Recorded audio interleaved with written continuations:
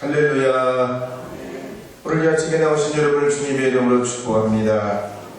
오늘은 성령 강림 주일이자 베들레헴 283주년 기념주일입니다.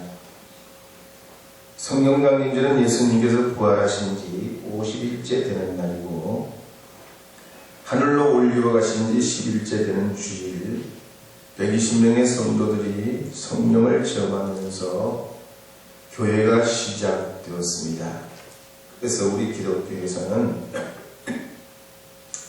성탄절, 부활절, 그리고 성령 강림절 3대 절기로 지키고 있습니다. 그래서 오늘 저는 아침에 사도행전 2장 1절에서 21절 말씀 중심으로 크고 놀라우신 하나님, 크고 놀라우신 하나님이라는 제목으로 주님의 말씀을 선포하려 합니다. 내가 매일 기쁘게 191장, 내가 매일 기쁘게 1절, 2절 부르고 간주하고 4절 전송하도록 하겠습니다.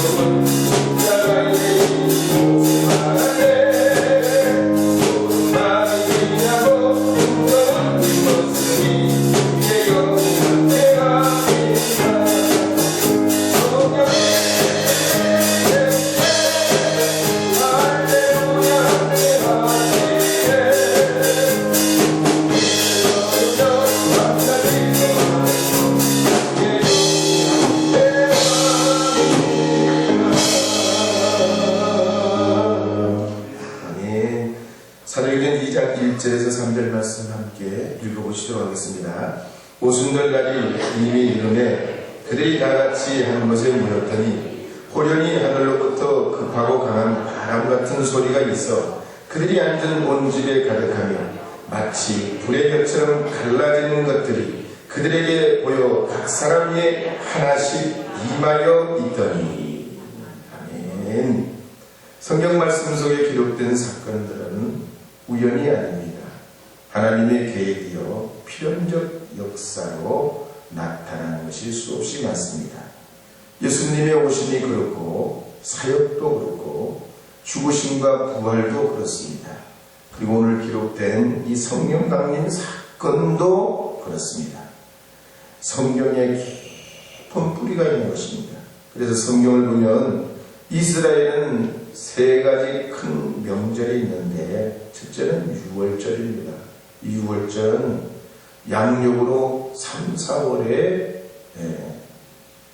지키는 것이고 농사를 막 시작하면서 씨를 뿌리는 때입니다.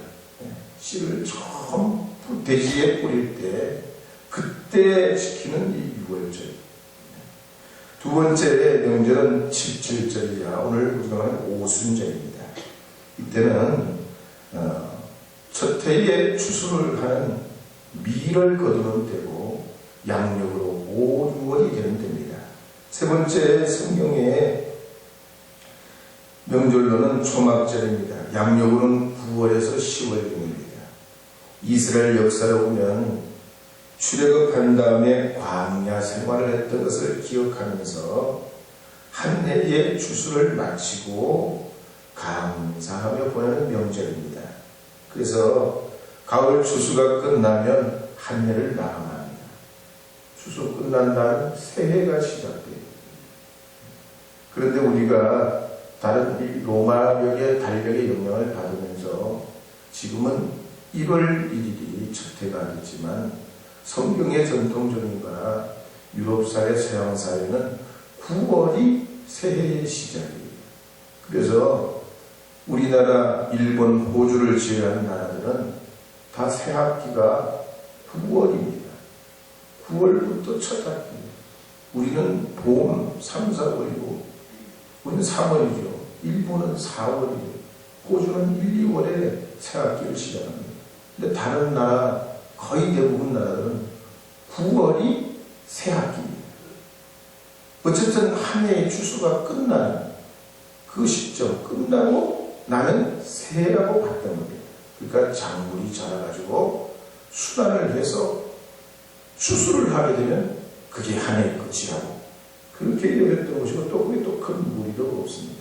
어쨌든 이 6월절, 오순절, 초막절 이 세 명절은 다시 출애굽 사건과 광야 생활과 가나안 정착 생활과 이 연결을 결부되면서 깊은 이스라엘 문화의 전통으로 또 성경의 이야기로 이렇게 기록이 되어 있습니다. 두 번째로 이 성령 강림절은 주님의 약속에 따라 이루어진 사건입니다. 누가복음 24장 49절에 보면 부활하신 예수님께서 하늘로 올라가시기 전에 제자들에게 당부하시기를 볼지어다 내가 내 아버지께서 약속하신 것을 너희에게 보내리니 너희는 위로부터 능력으로 입혀질 때까지 이 성에 머물라 그러셨습니다. 사도행전 1장 4절에서 5절 말씀에도 보면 이렇게 기록합니다. 한번 읽어볼까요? 함께 읽겠습니다. 예루살렘을 떠나지 말고 내게서 들은 바 아버지께서 약속하신 것을 기다리라. 요한은 물로 세례를 베풀었으나 너희는 몇 날이 못되어 성령으로 세례를 받으리라.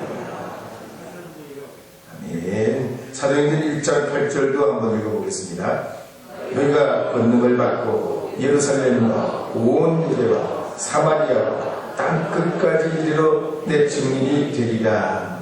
아멘. 그리고 예수님께서 부활승천하신 지 10일째 되는 날 제자들에게 불같은 성령, 바람같은 성령을 약속대로 받으며 교회가 시작합니다. 그래서 하나님이 행하시는 일은 순리에 맞아요. 어느 날 뚱딴지 같은 것이 그냥 하늘에서 풍하고 마술처럼 그렇게 하나님 일을 이루시지 않습니다. 짝이 딱딱 맞아요. 출애굽은 6월절과 짝이고 광야 생활은 초막절과 짝이고 첫 추수하는 이 추수는 오순절과 딱 짝이 맞아요. 그리고 이걸 교리적으로 말하면 6월절은 구원과 짝이에요. 또 오순절은 거듭나는 것과 짝이에요. 초막절은 하나님의 백성들이 저 천성을 향해 나가는 믿음의 삶을 이루어가는 성화의 삶과 짝이에요. 그래서 이사야서 34장 16절에 보면 이렇게 기록하고 있습니다. 이사야 34장 16절 읽어보겠습니다. 너희는 여호와의 책에서 찾아 읽어보라.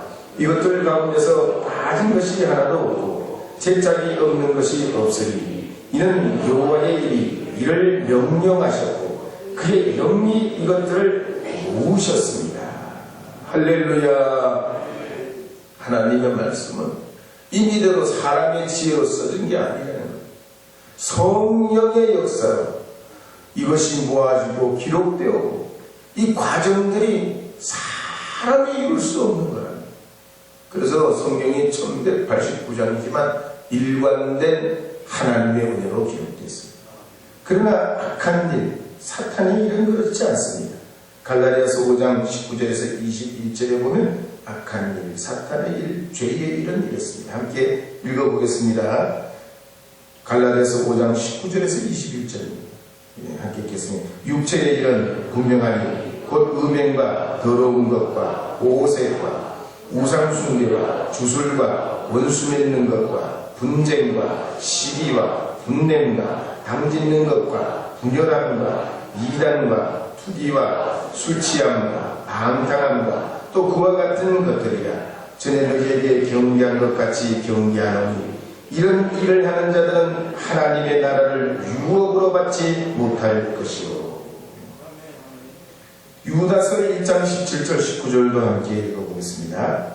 사랑하는 자들아, 너희는 우리 주 예수 그리스도의 사도들이 미리 말한 것을 기억하라. 그들이 너희에게 말하기를 마지막 때에 자기의 경건하지 않는 정욕대로 행하며 조롱하는 자들이 있으리라 하였나니 이 사람들은 분열을 일으키는 자며 육에 속한 자며 성령이 없는 자니라. 그래서 구약의 바벨탑 사건을 봐도 그렇습니다. 메소포타미아 땅 시나의 도시건축자들이 그 당시에 최고의 기술로 지금으로부터 2500년 전 혹은 3000년 전으로도 잡죠. 3500년, 더 멀리는 3500년 전으로도 잡습니다. 메소포타미아 시날 땅에서 벽돌을 보고, 그리고 거기에 있는 지금도 발견된 유물인 지구라트에 가면 그 벽돌이 오늘날 기술하고 똑같아요. 3500년 전에 구운 벽돌이에요. 그리고 그 벽돌과 벽돌 사이에 몰타를 합니다. 지금과 같은 몰타는 아니고 그 인근에서 나는 역청을 가지고 벽돌과 벽돌 사이를 지어서 아주 높이 탑을 졌습니다. 그런 문명과 기술을 탑을 가지고 쌓아 올리면서 하나님과는 상관없이 인류를 하나로 묶어서 통합해 보려고 합니다. 그렇지만 하나님은 그들의 교만을 꺾으시고 먼지처럼 흩어버리셨다 하고 기록합니다. 근데 오늘 성경에 보면 성령 강림 사건은 그렇지 않습니다. 사람의 힘으로 지식으로 모은 것이 아닙니다. 주님의 약속에 따라서 주님의 이름으로 한 곳으로 모일 때 그들이 불같은 성령, 급하고 강한 방같은 성령이 모인 곳에 임하면서 온 집안 각 사람 위에 임하게 되고 다 성령 충만을 받게 된다고 했습니다.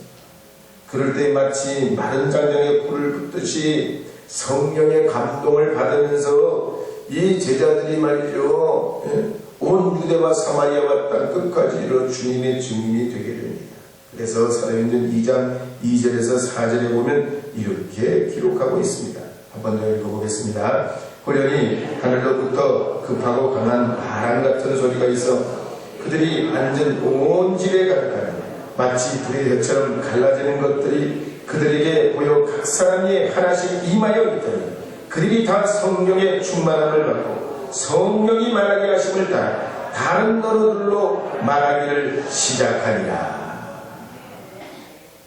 그러면서 이 베드로가 이와 같은 일에 대해서 이건 우연히 갑자기 느닷없이 일어나는 것이 아니라 성령의 약속이고 이미 기록된 하나님의 계획이라는 것을 이제 사도행전 2장 16절에서 18절 말씀을 통하여 증언하는 내용이 있습니다. 16절, 17절, 18절 한번 더 읽겠습니다. 이는 곧 선지자 요엘을 통하여 말씀하신 것이니 일렀으되 하나님이 말씀하시기를 말세에 내가 내 영을 모든 육체에 부어주리니 너희의 자녀들은 예언할 것이요 너희의 젊은이는 환상을 보고 너희의 늙은이들은 꿈을 꾸리라. 그때 내가 내 영을 내 남종과 여종들에게 부어주리니 그들이 예언할 것이요. 네, 할렐루야. 하나님의 역사는 이렇습니다. 하나님의 역사는 항상 말씀과 일치돼요. 하나님이 행하시고 계획하시고 이루어 가시는 건 절대로 엉뚱한 곳에서 일어나지 않습니다. 가령 에스라서와 느헤미야서를 봐도 이스라엘 백성들이 이방 나라에 끌려갔다가 돌아오게 됩니다. 그들이 돌아와 성전과 성벽을 재건하게 되는데 그 성전과 성벽을 재건하는 일이 참 쉬운 일이 아니에요. 큰 일이고 많은 그런 난관이 있었고 장애가 있었는데 결국 그 일을 해냅니다. 그런데 성경을 읽어보면 에스라 느헤미야서의 초점은 성전과 성벽을 재건하는 게 초점이 아니에요.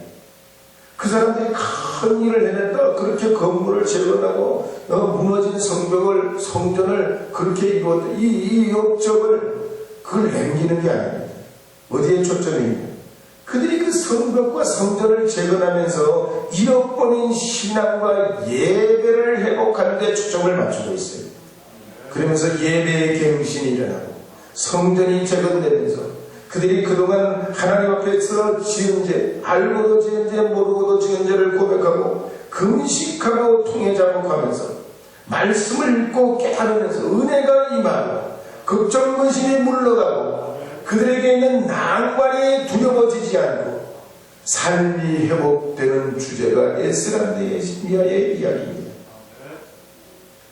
어떤 부부가 성격처럼 매일 다투다가 20년 만에 딱 의견 일치를 보게 됐어요.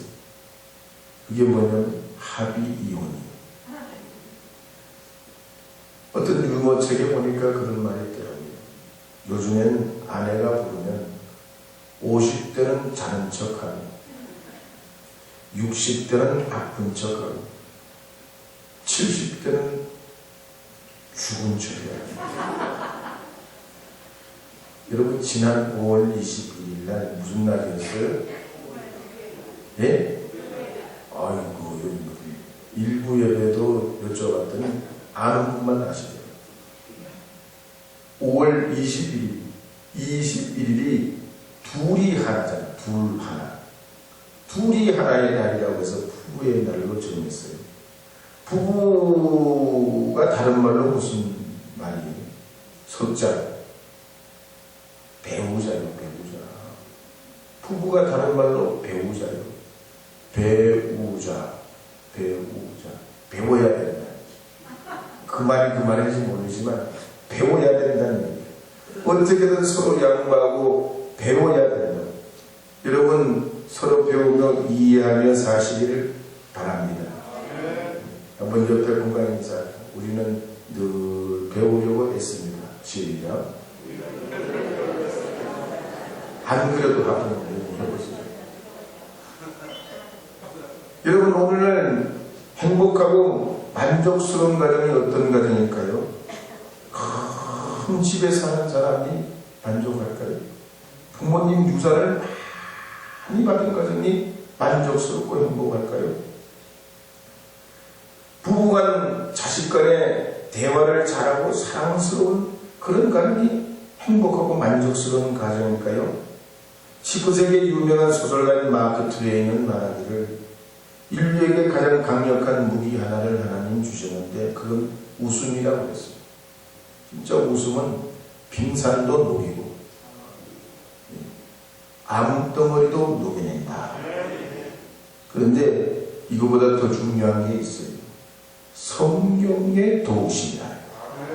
성령이 함께 해주셔야 돼요. 성령이 우리를 하나 되게 해주셔야 돼요. 우리가 다 뭘 말로 설명을 어떻게 다 할 수 있어요. 하루 동안 있었던 일주일 동안 있었던 걸 어떻게 우리가 부부가 서로 다 그걸 일일이 얘기하고 있어요. 우리가 이런저런 사회와 여러 가지 사람들을 만나면서 겪고 느낀 감정들을 아무리 가까운 가족이라고 해도 그걸 어떻게 이심점심으로 다 알 수가 있는 말이에요. 그래서 가정도 부부도 부모 자식도 하나님이 도와주셔야 돼요. 아무것도 아닌 것 가지고 삐치고 서로 관계가 나빠지고 철철지 원수가 된 사람이 아무도 사람이 아니에요. 성령이 우리를 하나 되게 해주셔야 돼요. 여러분 보세요. 120명의 성도들이 성도 틀리고 이름도 틀리고 가정도 다 틀려요. 이들이 다 한 곳에 모여서 기가 모인 것도 기가 막힌 거예요. 그 어려운 상황에 한 곳에 모여서 한 성령의 은혜를 받아 성령 충만으로 한 마음이 돼요. 성령이 하나 되게 하신 역사가 있으면 이 120명의 성도들도 각각 다른데 가정은 더 말할 것도 없이 하나님의 은혜 중에 있게 될 줄로 믿으시기 바랍니다. 특별히 성경에 보면 성령께서는 천지 창조하실 때도 수면에 함께 운행하셨고 인간을 만드실 때도 최초의 가정을 설립하실 때도 함께 가능하셨습니다. 노아의 홍수 사건이나 홍해 바다를 가를 때도 동풍이 몰려왔다 그럴 때 그 바람을 일으켜 불어 역사하신 성령 하나님의 역사가 있었기에 그 홍해가 갈라지고 거기에 길이 났다는 겁니다. 여리고 성이 무너질 때도 마찬가지입니다. 이스라엘 백성들이 출애굽할 때도 마찬가지입니다. 6월절에 재앙이 내릴 때도 성령이 함께하셨습니다. 한나를 비롯해가지고 열리의 태문이 열리지 않을 때 역사하신 분도 성령의 역사입니다. 예수님이 이 땅에 오실 때 성령으로 잉태되신다실 때도 성령의 역사요. 사역을 행하실 때도 또한 하나님의 거룩한 역사를 이루어갈 때도 성령이 비둘기같이 임하셨던 걸 볼 수 있습니다. 그래서 예수님이 부활 승천하시는 이후에 제자들이 방향을 잃고 길을 잃고 미래에 대한 두려움이 있을 때 이 오순절날 불같은 성령, 바람같은 성령이 그들에게 임하게 될 때 바레인, 메딘, 엘람이, 메소포타미아, 가파도기아 사람, 밤빌리아 사람, 애굽 사람, 리비아 사람, 로마 사람, 그레데 사람들, 아라비아 사람들이 외국에 온 사람들이 볼 때 말이죠. 제자들에게 성령이 임하면서 자기들이 살고 있는 그 나라 외국말로 이 제자들이 막 부활을 전하는 부활을. 예수님의 살아계심을 전하는 거예요. 그러니까 동시통역이 막 되는 거예요. 성령이 역사하면서 어떻게 이 무식한 말이죠. 갈릴리 지역의 제자들이 말이에요. 지식 수준도 낮고 이것저것 따져봐도 대단한 사람도 아니고 훌륭한 사람도 아니고 언어 교육을 받은 것도 아니고 학원을 다닌 것도 아니고 이 사람들은 고기 잡던 사람이고 시골 뚝이고 앞으로만 갈 줄 아는 초보 운전자와 같은 사람들이었단 말이에요.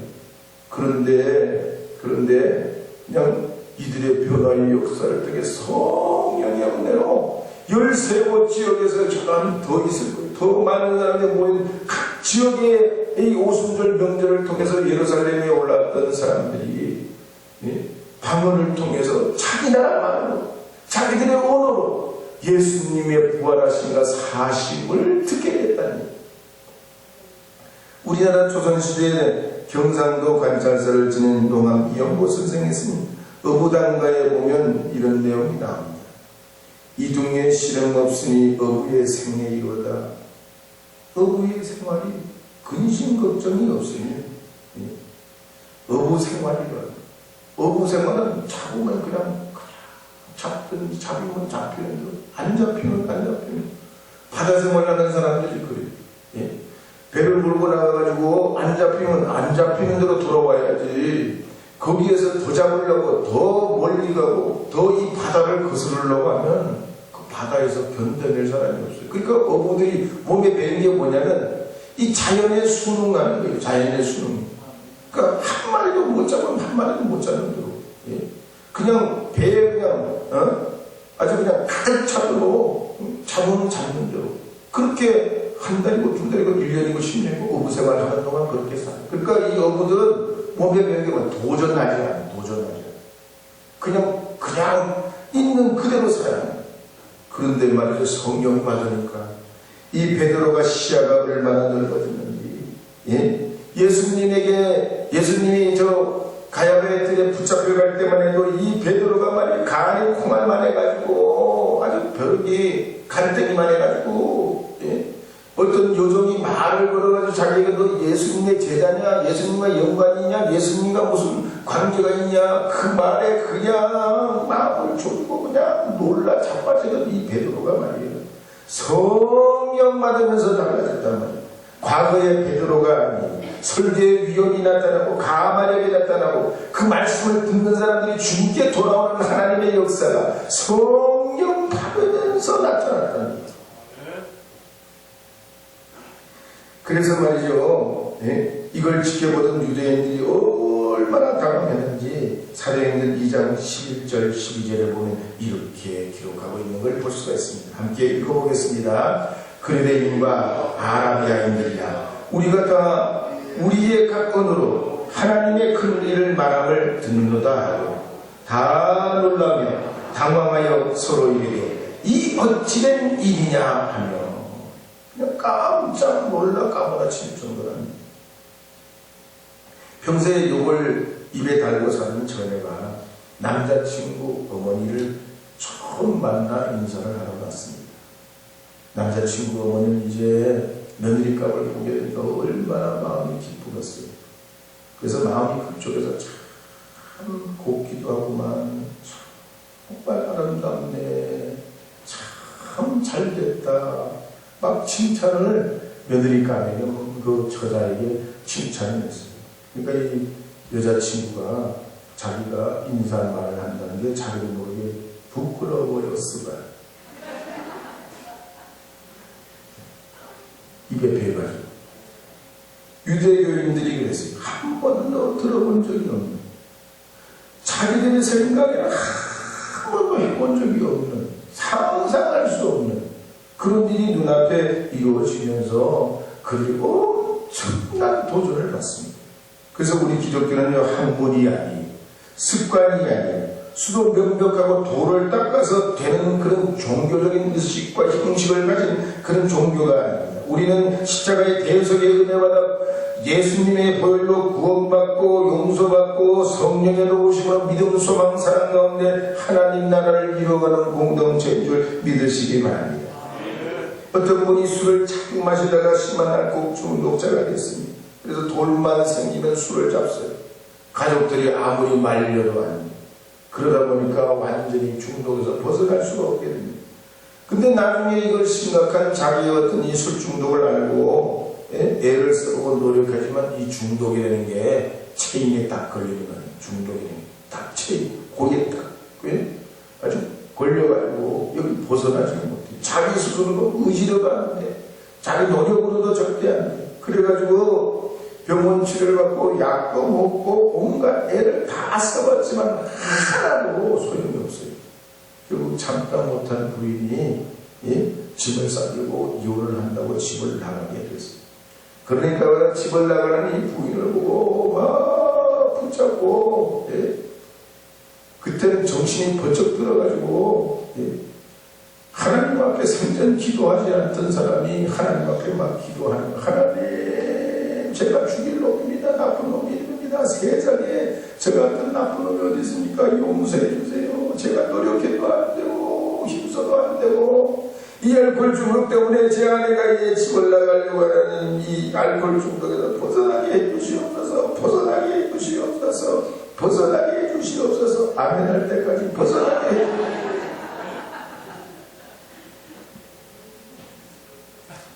그래가지고 이 공황을 치르고 생전 기도 안 하는 사람이 정신이 그때 들어가지고 기도를 자기 딴에는 한다고 하는데 하나님의 역사가 임한 거예요. 막 입이 이상해지고 막 말이 이상하게 튀어나오면서 뱃속에 창자가 뒤틀리면서 막 이 속이 막 뒤집어지고 막 느끼하고 이 속이 아주 그냥 못 견디는 그래가지고 막 침을 토해내고 그런데 뭔가 막 자기 막 거대한 게 이게 막 속에서 올라오고 쏟아져 토해내는데 자기 마음에 확 와닿는 나는 이제 술 끊었다. 나는 이제 고침받았다. 그런 확신이 생기면서 자기 부인에게 내가 이제 술 끊는데 하나님의 은혜로 하나님 은혜로 술 끊게 됐다고 막 그러니까 아내가 듣는 둥 마는 둥 하더니 하여튼 며칠만 한번 지켜봐야지. 그리고 하루 이틀 사흘 나흘 지켜보는데 진짜 술을 이게 되지 않고 알코올 중독에서 완전히 벗어나게 되더랍니다. 할렐루야. 술 끊는 사람뿐만 아니라 담배 끊는 사람도 그래. 담배 끊는 사람. 이 말이죠. 하나님이 우리를 지으신 분이야. 하나님 앞에 주님의 도우심을 구하면 담배 냄새가 심리 밖에서 나도 맡기 싫어요. 주님의 역사로 은혜로 권능으로 우리의 모든 육체의 소욕을 다 태워주시고 녹여주시고 치료해주시고 새 사람이 되게 하시는 줄 믿으시기 바랍니다. 우리 감리교의 시작을 받아보겠습니다. 감리교는 말이죠. 영어로 메소디스트라고 해요. 감리교인들 메소디스트라고 해요. 이 말의 의례를 보면 조금 별로 좋지 않는 말입니다. 무슨 말이냐면 머리가 무지 나쁜 의사가 약 처방대로 환자들에게 처방을 해주는 거예요. 사람마다 다 틀리죠. 근데 머리가 무지 나쁜 이 의사예요. 그러니까 있는 약 처방전대로 약을 처방해주고 어떻게 나을 거라. 이런 사람을 뭐라고 하는, 의사들 뭐라고 하는 거니? 메소디스트라고 했어요. 근데 웨슬리 목사님과 신앙생활하는 믿음의 어떤 신성그룹에 있는 사람들이 성경 말씀대로 산다고 작정하면서 말이죠, 오로지 그 성경 문자 그대로 어떻게 살아보려고 실천하려고 그냥 애를 쓰는 거예요. 그래서 이 사람들을 조롱하는 말로 별명을 붙였는데 그게 뭐라고요? 모르셔도 상관없어요. 메소디스트라는 놀리는 말을 씁니다. 그런데 이런 놀림을 받는 별명을 받은 웨슬리 목사님과 그 그룹의 사람들이 그때 성령 받았냐? 성령 못 받았어요. 그로부터 10년이 지난 1738년 5월 24일 날 나이는 35세 목사로서 성령을 받게 돼요. 이 웨슬리의 성령 체험은 영국의 역사를 바꾸고 미국과 세계의 물결을 바꾸는 영적 물결이 되게 됩니다. 오늘 이 본문 말씀에 나오는 성령 강림 사건도 그렇습니다. 유대인들이 보니까 너무 놀라. 하나님의 역사는 놀라. 하나님의 역사는 제한할 수 없어. 하나님의 놀라운 일들은 우리가 상상할 수 없는 하나님의 역사로 이루어가는 줄 믿으시기 바랍니다. 디즈니랜드에 가면 놀이기구 중에 고속열차가 있어요. 이 고속열차는 캄캄한 어두운 동굴에도 들어가지만 이걸 말이죠, 보기만 해도 알지. 아이고 이제 기차가 뒤집어져. 그런데도 사람들이 공짜로 탈까요? 돈 내고 탈까? 돈을 내고 타. 웬일이요? 그 보기만 해도 어지럽고 아찔한 걸. 예? 왜 돈 내고 탑니까? 그건 잠깐 재미로 타는데 그거만 끝나면 끝나요. 그 스릴을 즐기기만 하면 돼. 근데 우리가 살아가는 삶은 우리 인생에 말이죠, 예? 하나님의 역사와 은혜가 아니면 우리가 살아갈 수 없어. 우리 인생은 스릴로 사는 게 아니에요. 주님이 개입해 주셔야 돼요. 역사해 주셔야 돼요. 사도 바울이 풍랑을 만나가지고 죽을 위기에 있었지만 섬에 올라가 독사에게 물려도 그가 죽지 않았어요. 하나님의 은혜라, 주님의 도우심이다. 오늘 이 성령 강림제를 맞이하는 우리 우천교회 성도 여러분, 여러분도 영적으로 신앙적으로 성령 충만하셔서 여러분의 어려움과 시련을 이겨내는 주님의 사람들이 되기를 바랍니다. 영적으로 크게 접기만 이 2021년 하나님 이 해가 내 인생에 잊혀지지 않은 축복의 해가 되게 하여 주시옵소서. 하나님 능력의 해가 되게 하여 주시옵소서. 다른 사람은 다 안 된다, 힘들다, 어렵다고 하나님 2021년 주님 들어 축복해 주옵소서. 주님 역사해 주시옵소서. 성령님 우리를 띄워 주시옵소서.